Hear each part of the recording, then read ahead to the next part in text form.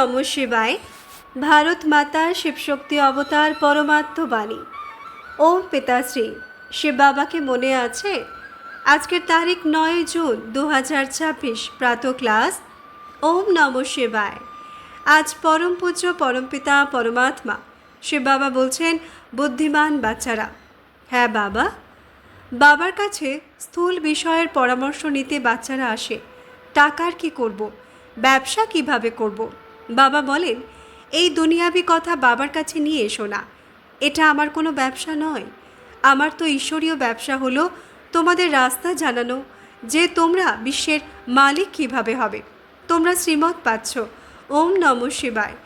বাবা বোঝেন, বাচ্চাদের বুদ্ধিতে এটা নিশ্চয় থাকবে যে বাবা বাবা, টিচার, সুপ্রিম গুরু, এই ইয়াদের মধ্যে নিশ্চয়ও থাকবে। এই ইয়াদ কখনো কেউ শেখাতেও পারে না। কল্প কল্প বাবাই এসে শেখান। তিনি জ্ঞানসাগর, পতিত পাবনও। তিনি বাবা ও টিচারও গুরু। এটা এখন বোঝানো হচ্ছে যখন জ্ঞানের তৃতীয় নেত্র দিব্য বুদ্ধি মিলেছে। বাচ্চারা যদিও বুঝছে নিশ্চয়ই, কিন্তু বাবাকেই ভুলে যায়। তবে টিচার গুরুর স্মরণ কীভাবে আসবে? মায়া খুবই প্রবল, যে 3 রূপে মহিমা হওয়া সত্ত্বেও 3 জনকে ভুলিয়ে দেয়। এত সর্বশক্তিমান। বাচ্চারাও লেখে, বাবা আমরা ভুলে যাই, আর আরও 5-6টি অ্যাট্রিবিউটস থাকলেও ভুলে গেছি। মায়া এমন প্রবল, ড্রামা অনুসারে খুব সহজ। বাচ্চারা বোঝে এমন কখনো কেউ হতে পারে না। তিনি বাবা, শিক্ষক, সদ্গুরু সত্যি সত্যি। এতে গাল গপ্প ইত্যাদির কথাই নেই। অন্তরে বোঝা উচিত, কিন্তু মায়া ভুলিয়ে দেয়। বলে আমরা হার মেনে নিই। এমনিতে তো প্রতি পদক্ষেপে তোমাদের পদম আছে, কিন্তু হার মেনে নিলে পদম কিভাবে হবে? দেবতাদেরই পদমের নিশানি দেওয়া হয়, সবাইকে তো দেওয়া যায় না। এটা ঈশ্বরের পড়াশোনা, মানুষের এই পড়াশোনা কখনো হতে পারে না। যদি দেবতাদের মহিমা করা হয়, কিন্তু তবুও উচ্চ থেকে উচ্চ এক বাবা, বাকি তাদের বড়াই কি? আজ রাজত্ব, কাল আবার গাধামি। এখন তোমরা পুরুষার্থ করে এই লক্ষ্মীনারায়ণ হচ্ছ। জানো এই পুরুষার্থে ফেল অনেকে হয়। পড়াশোনা তবুও এইটুকুই, যত কল্প আগে পাশ হয়েছিল ততজনই হবে। বাস্তবে জ্ঞান খুব সহজও, কিন্তু মায়া ভুলিয়ে দেয়। বাবা বলেন নিজের চার্ট লেখো, কিন্তু লিখতে পারে না। কতক্ষণ বসে লিখবে? যদি লেখেও তবে যাচাই করে দেখে 2 ঘন্টা হাইয়েস্ট। সেটাও তাদেরই মালুম হয় যারা বাবার শ্রীমতকে আমলে আনে। বাবা তো বুঝবেন, এই বেচারাদের লজ্জা লাগছে নিশ্চয়ই, নইলে শ্রীমত আমলে আনা উচিত। কিন্তু 1-2% মুশকিল করে লেখে। শ্রীমতের এত রিগার্ড আছে বাচ্চাদের মধ্যে, মুরলি পেলেও পড়ে না। তাও আবার ভালো ভালো মহারথী, তাদের মনে নিশ্চয়ই লাগে। বাবা বলেন তো সত্যি, আমরা মুরলি পড়ি না, তবে বাকি অন্যদের শেখাবো কি? রুহানি বাবা বসে রুহানি বাচ্চাদের বোঝাচ্ছেন। এটা তো বাচ্চারা বোঝে, বরাবর আমরা আত্মা। আমাদের পরমপিতা পরমাত্মা পড়াচ্ছেন। আর কি বলছেন? আমাকে ইয়াদ করো, তবে তোমরা স্বর্গের মালিক হবে। এতে বাবাও এসে গেল, পড়ানোর জন্যও এসে গেল, সদ্গতি দাতাও এসে গেল। অল্প অল্প অক্ষরে সারা জ্ঞান এসে যায়। এখানে তোমরা আসোই এটাকে রিভাইজ করার জন্য। বাবাও এটাই বোঝান, কারণ তোমরা নিজে বলো আমরা ভুলে যাই, তাই এখানে আসো রিভাইজ করতে।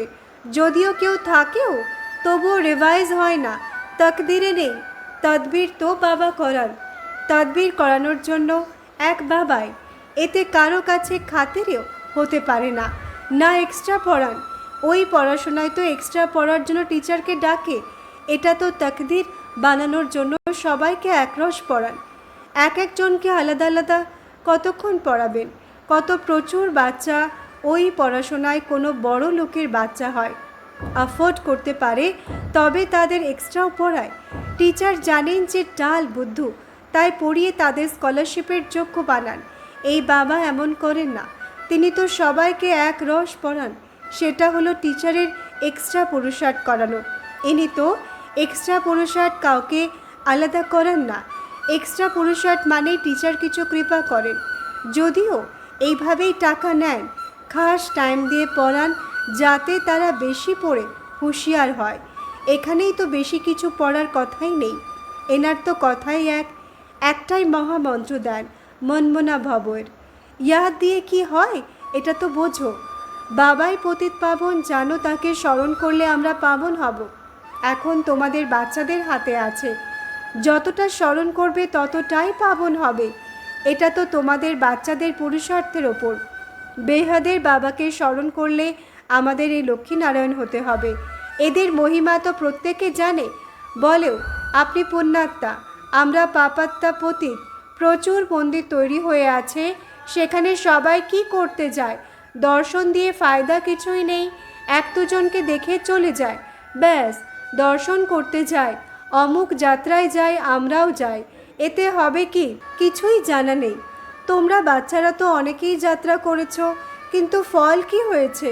তোমরা আরও নিচে পড়ে গেছো। যাত্রা কিসের জন্য, এতে কি মিলবে কিছুই জানা নেই। যেমন অন্য উৎসব ইত্যাদি পালন করে, তেমনই যাত্রাকেও একটা উৎসব মনে করে। এখন তোমরা স্মরণের যাত্রায় থাকো, অক্ষরই এক মনমনা ভব। এই তোমাদের যাত্রা অনাদি।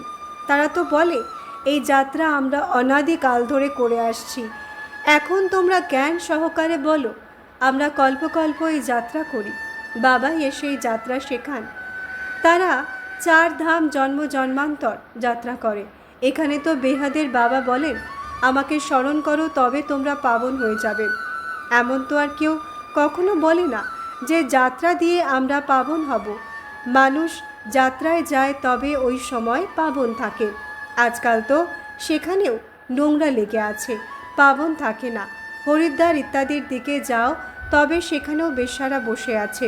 অনেক পাণ্ডা যায়, যাত্রীদেরও নিয়ে যায়। এর সাথে আবার তারাও ভিখারির যাত্রা করায়, যাতে একদম সর্বনাশ হয়ে যায়। বেশ্যাদের সামনে দল থাকে। বাবা শুনেছেন কঙ্কর যেন বেশ্যালয়। এই রুহানি যাত্রার কথা তো কারো জানা নেই। তোমাদের এখন বাবা জানিয়েছেন। এটা সত্যি সত্যি ইয়াদের যাত্রা। তারা যাত্রার চক্কর লাগাতে যায়, আবার যেমনকার তেমনই হয়ে যায়। চক্কর লাগাতে থাকে, যেমন ভাস্কো দা গামা সৃষ্টির চক্কর লাগায়, এই চক্কর লাগায় না। গানও আছে না, চারিদিকে লাগালো চক্কর, তবুও সবসময় দূরেই রইল। মুক্তি মার্গে তো কেউ মিলতে পারে না। ভগবান কাউকে মেলেনি, ভগবান থেকে দূরেই রইল। চক্কর লাগিয়ে আবার ঘরে এসে বিকারে ফেসে যায়। এই সব যাত্রা হলো মিথ্যে। এখন তোমরা বাচ্চারা জানো এটা হলো পুরুষোত্তম সঙ্গম যুগ, যখন পরমাত্মা স্বয়ং এসেছেন। একদিন সবাই জেনে যাবে বাবা এসেছেন। ভগবান শেষ পর্যন্ত মিলবেন কিভাবে এটা তো কেউ জানে না। কেউ তো মনে করে কুকুরের মধ্যে মিলবে, এর মধ্যেও ভগবান আছে, তবেই তো নিয়ে যায়। যা কিছু বলে, যা শোনায় সব মিথ্যে। মিথ্যে খাওয়া, মিথ্যে পান করা, মিথ্যেই মিথ্যে। এটা হলো মিথ্যে খণ্ড। সত্যখণ্ড স্বর্গকে বলা হয়। ভারতই স্বর্গ ছিল, স্বর্গেই ভারতবাসীই ছিল, তাই ভারতবাসী স্বর্গবাসী, আবার ভারতবাসী নরকবাসী হয়। আর কারোর সাথে আমরা তুলনা করি না। তারা তো স্বর্গবাসী হয় না, এটা তোমরা প্রিয় প্রিয় বাচ্চারা জানো। আমরা শ্রীমতে এই ভারতকে আবার স্বর্গ বানাচ্ছি। ভারতেরই তোমরা নাম নেবে। ওই সময় আর কোনো ধর্ম থাকেই না, সারা বিশ্ব পবিত্র হয়ে যায়। এখন তো প্রচুর ধর্ম আছে। বাবা এসে সারা ঝাড়ের নলেজ শোনান, তোমাদের স্মৃতি ফেরান। তোমরা তো দেবতা ছিলে, আবার ক্ষত্রিয় থেকে বৈশ্য শূদ্র হয়েছ, এখন তোমরা ব্রাহ্মণ হচ্ছ। এমন অক্ষর কখনো কোনো সন্ন্যাসী উদাসী বিদ্বানের দ্বারা শুনেছ? না। এই হামসো এর অর্থ বাবা কত বোঝান। ওম অর্থাৎ আমি আত্মা, আবার আমরা আত্মা, এভাবে চক্কর লাগায়।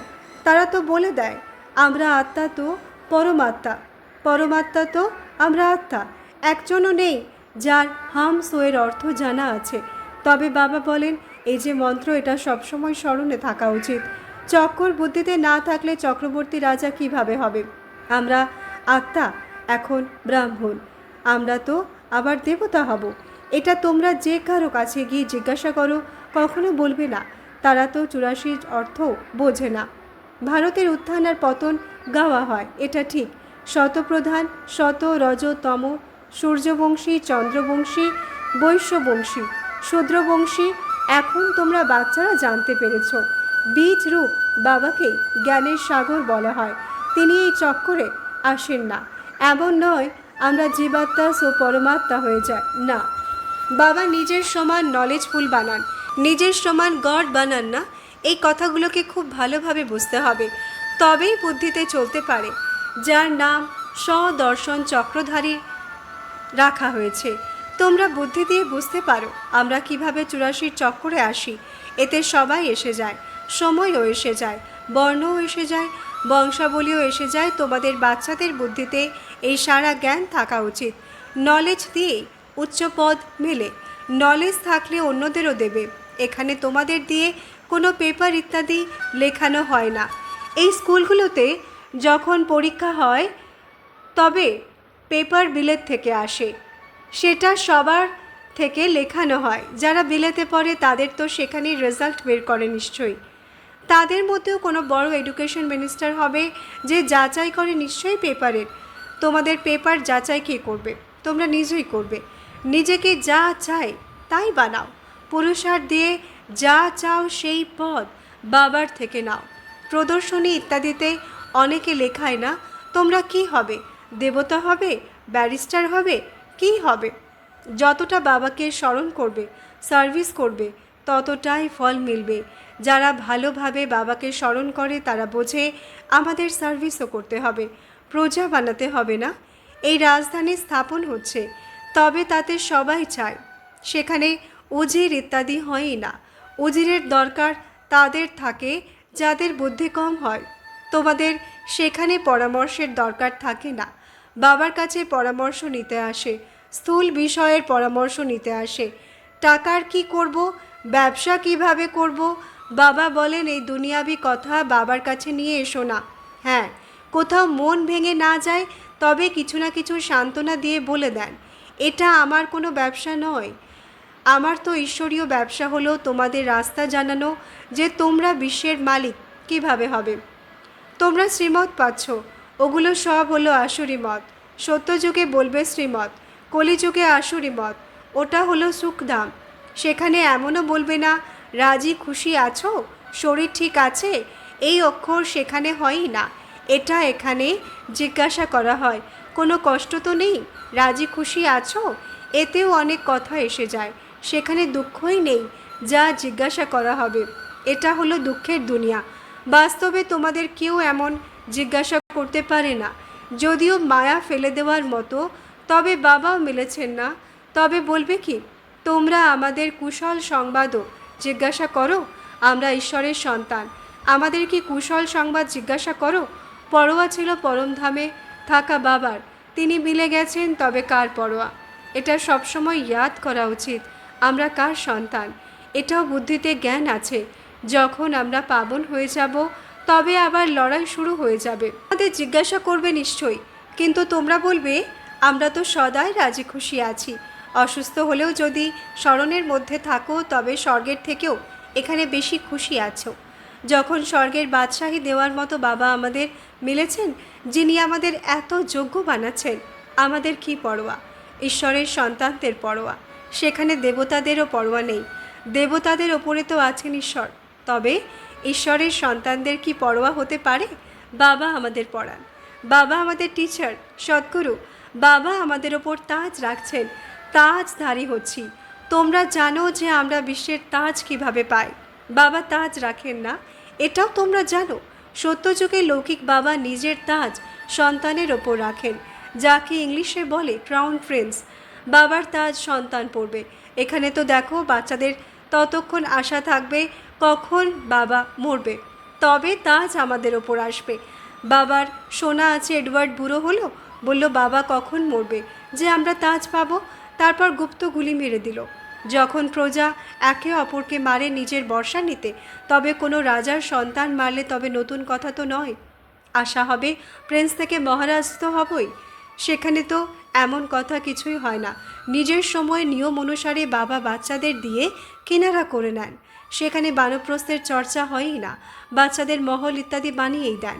আশা সব পূর্ণ হয়ে যায়। তোমরা বুঝতে পারো সত্যযুগের সুখ কী সুখ। প্র্যাকটিক্যালে ওই সুখ তখন পাবে যখন যাবে। তো তোমরাই জানো স্বর্গে কি হবে, এক শরীর ছেড়ে আবার তোমরা কোথায় যাবে। এখন তোমাদের প্র্যাকটিক্যালে বাবা পড়াচ্ছেন, তোমরা জানো সত্যি সত্যি আমরা স্বর্গে যাব। তারা তো এত ইডিয়েট যে বলে দেয় আমরা স্বর্গে চাই, জানাও নেই স্বর্গ কাকে নরক কাকে বলা হয়। দুনিয়ায় লক্ষ লক্ষ বছর আয়ু দিয়ে দিয়েছে।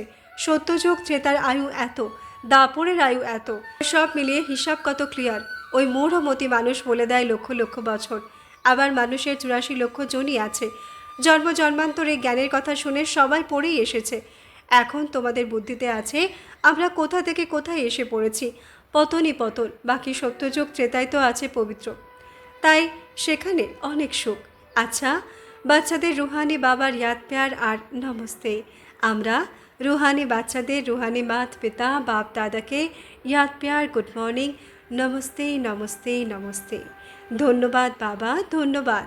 আজকের সদ্গুরু বাবার বরদান, সহজ যোগী ভব। ব্যাখ্যা: যে কোনো সংকল্প বা কর্ম করো, তবে আগে চেক করো যে বাবার সমান কি। যদি বাবার সমান হয় তবে করতে থাকো। সহজ যোগের স্টেজ শত অনুভব হবে। আচ্ছা, ওম নমঃ শিবায়।